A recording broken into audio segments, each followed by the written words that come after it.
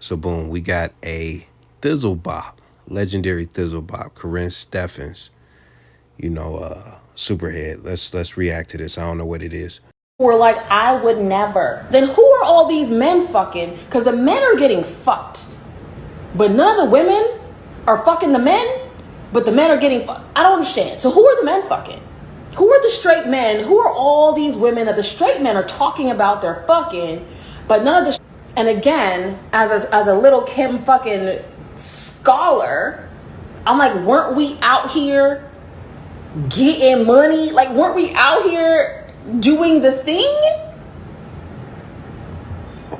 Weren't we listening to Foxy Brown and Lil Kim? Like, man, fuck these niggas, get this money. Like, it's whatever. Like, but it's so funny how so many women, they like the lyrics. When you're in the club and you're younger and you're in the club, you're like, that's my song. And then someone talks to you about it in real life and you're like, I don't know what you're talking about.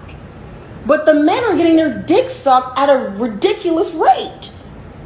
And a lot of y'all are single fucking mothers to this day. So, but I was the only person. I'm the only, so I'm the scapegoat. Not just the goat, I'm the scapegoat. So I'm the only fucking hoe in the world.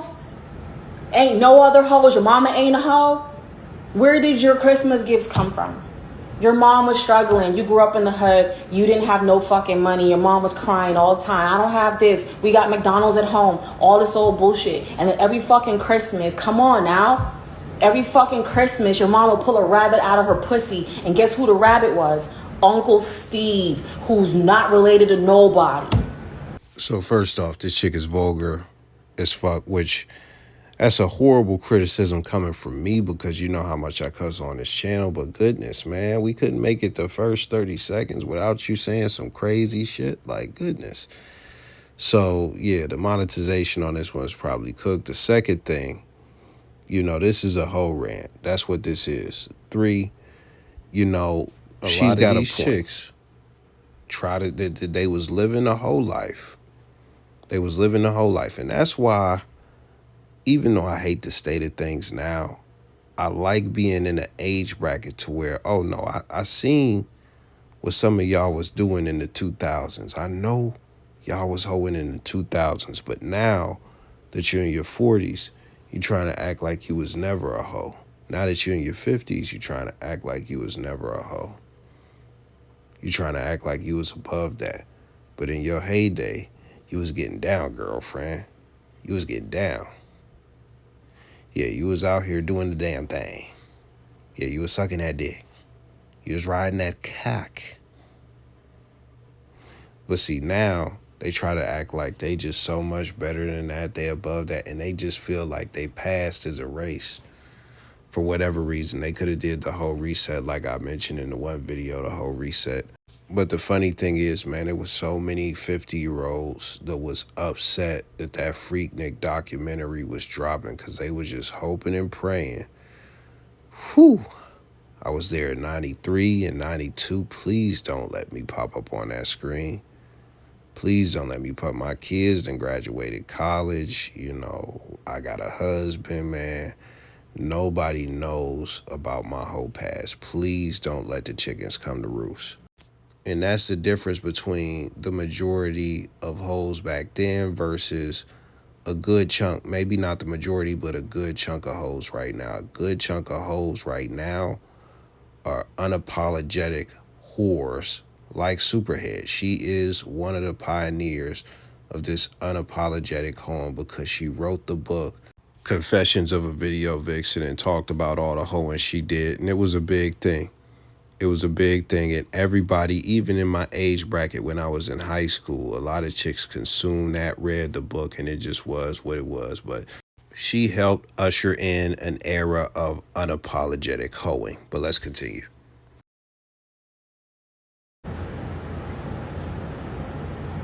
But then nobody wants to talk about the shit. So now I'm out there on a fucking ledge. I'm getting death threats. I gotta be on fucking tour with a fucking police brigade. I got armed fucking policemen on fucking tour with me. It's like I'm the president. I was in Atlanta like I'm the president. Like literally, wee, wee, wee, wee, I'm in a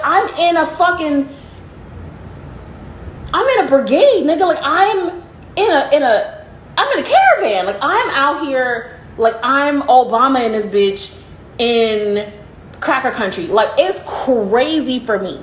And all of you dick sucking hoes that have 3 kids by 3 different niggas named Tyrone are acting as if I'm the only person who's ever seen a penis. And then part of the problem really was that I see rich penises and you see broke penises. So you're just really mad about that. That's what it is too. Because all your baby daddies are Tyrones. And we all got the same problems. Men don't get better if they have money. But the problem is, at least I can deal with a bullshit ass man if he's caking off and I don't have to worry about that. So the problem is, what you're really mad about is that all my penises are rich as fuck. They got money. They got status. They have opportunities they can put me on. That's what the hoes were mad about. Because I'm like, I know for a fact. I know I've seen women speak outwardly about me who were hoes on tape. Like we have actual footage of you having sex on stage at a Luke concert during fucking Freaknik, but you're on TV talking about me like you don't know how I ever did what I did. I would never. Bitch, we have footage of you. What are you talking about? What did I say? I mentioned that Freaknik, that low resolution hoeing from back in the day. Chicks trying to act like they wasn't on that. And they trying to act like they was just so above it, but you was in the mud. Let's continue. The footage isn't dead. I got Luke's number.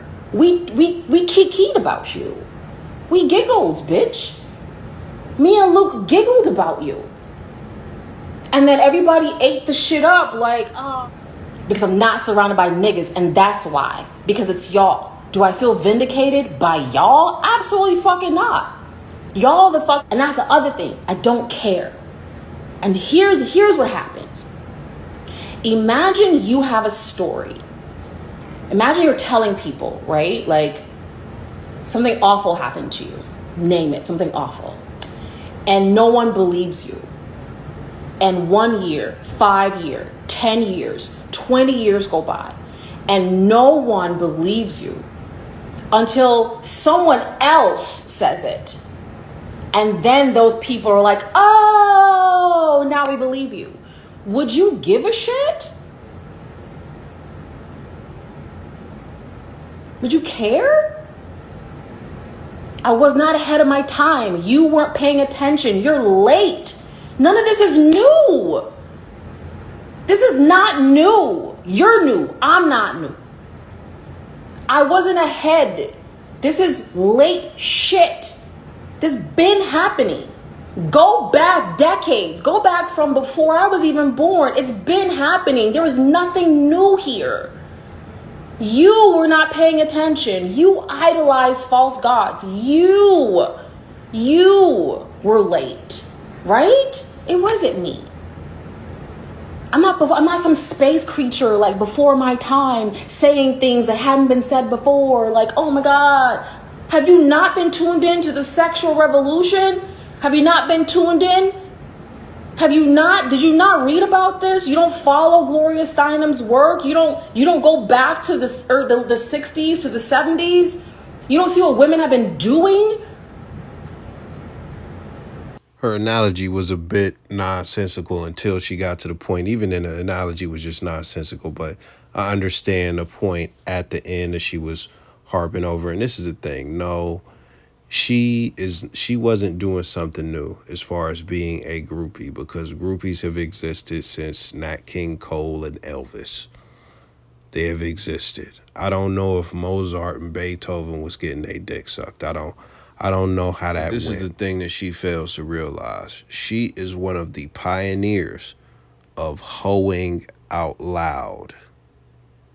There's a difference between hoeing behind the scenes and hoeing out loud, because when you hoe out loud, you're typically unapologetic about it. It's very bold. It's very in your face. Everybody knows what I am. This shit is supposed to be for the dark, but you were doing it in the light. So that is what the difference is. So yeah, you are or were an alien. Guess what? You're not the only one. So we're not going to say you're the first. You got Madonna, Marilyn Monroe, and even as far back as the 30s, because I've heard some records and stuff like that. There were definitely unapologetic hoes, but you got to understand, we are now in an era overran with unapologetic hoes. And even then, everybody I named was entertainers. Everybody I named was entertainers. What we got going on now, you could look on TikTok and see these chicks exposing themselves in 4K. You could log on Facebook and see these chicks exposing themselves in fucking 4K. Like, it's all crazy. So you were a pioneer of that. You weren't the first, but you helped usher in this modern wave of hoeing that's going on right now, especially in the black community. Let's continue. You don't see the work that women have been doing for centuries? Go back to the suffrage fucking movement. You don't see what's been going on for centuries. I wasn't ahead of my time. I didn't fall from Mars and say some shit like, oh, in the future, it will all make sense. You hoes were I might have been sucking real dicks. You was sucking dicks in another way. Back at the infamous interview with Tyra, how did you feel during the interview, and how do you feel now with the reaction to the interview by the general public? Can't let drop my fucking banana bread. Can you believe that? That's crazy. Now, I know most of y'all are not going to be able to relate to this, but this is funny to me because it reminds me that this chick is human. Like, oh, she made banana bread and she dropped the banana bread, because the way that I look at this chick, like, I would never eat food made by a whore. I don't, like, most whores can't cook. And if you're a whore that can cook, I don't care, because I don't trust you enough to eat your cooking. So it's just like, it doesn't even matter if you could throw down in the kitchen something crazy. To me personally, I don't want none of your fucking food.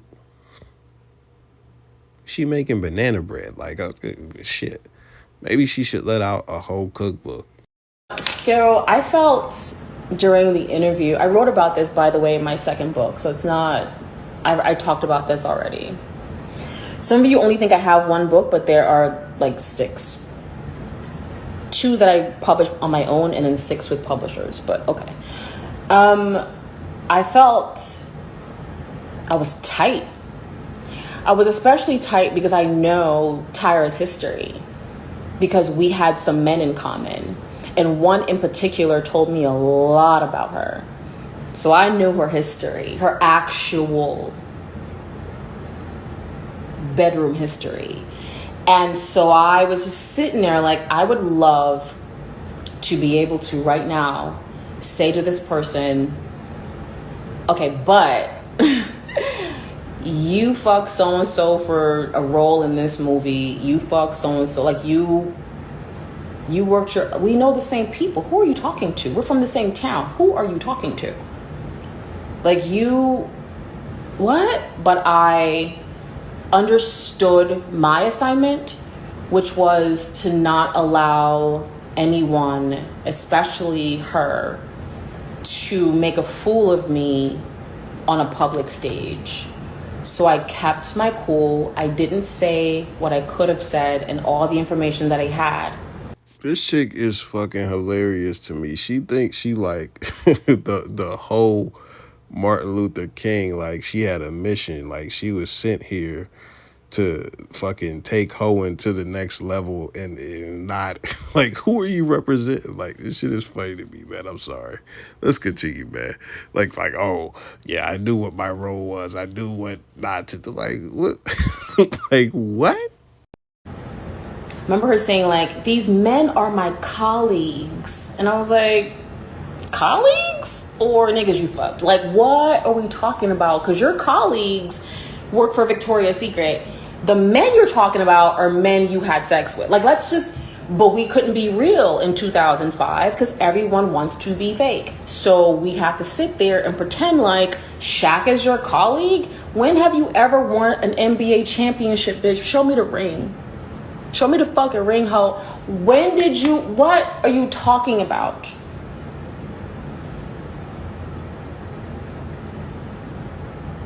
What are you talking about? These men are not your colleagues. Your colleagues wear angel wings and you wear underwear for a living. What are we talking about?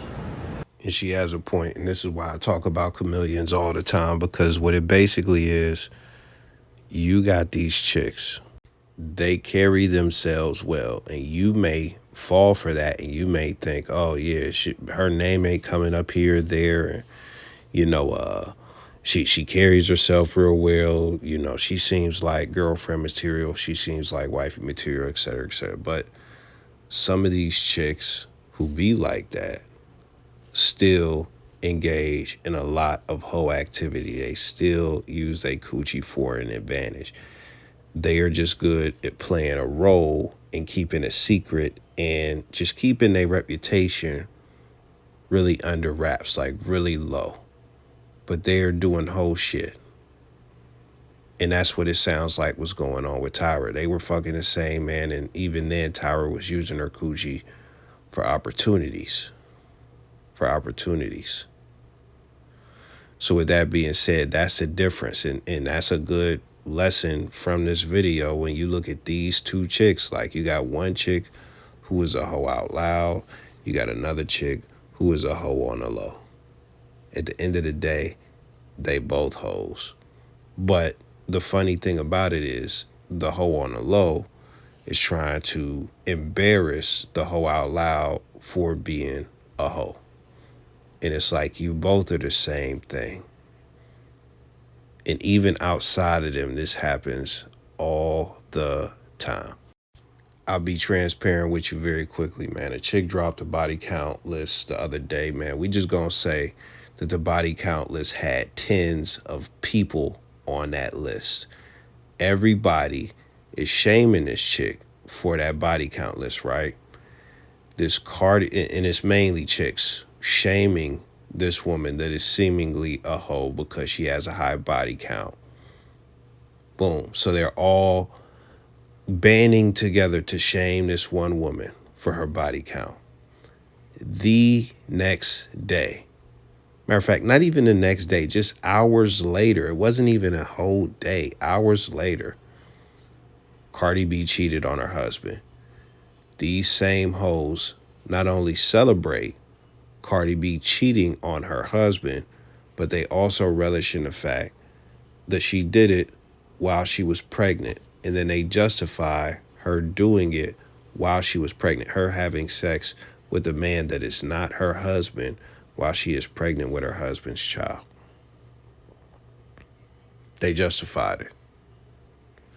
And I like moments like that because what was going on when the chick's body count got exposed hours before?